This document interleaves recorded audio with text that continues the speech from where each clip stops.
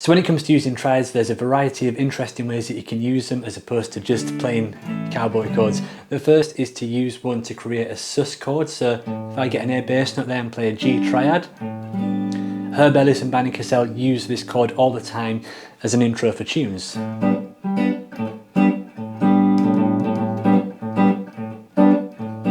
So that's one way you can use that. So that's a G triad with an A bass note. Another way, if we stick to the key of A, is to take this chord, which is a D triad, and we move it all the way to position 6, refinger it, and then with that index finger play the G note there.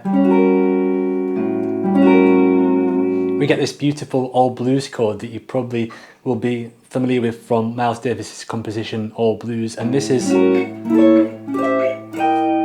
Johnny Smith also uses this chord a lot. It's got that great kind of diminished sound to it.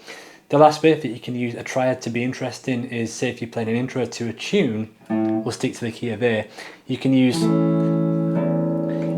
firstly use the 5th on the low E string there, and then you can move up the triad a semitone to give you kind of a Phrygian dominant sound. So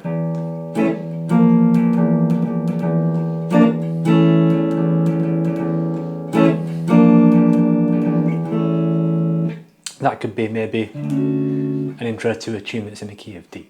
So I hope these help you out. If you found them useful, then please give this video a like and subscribe to this channel for more videos like this. Thanks for watching.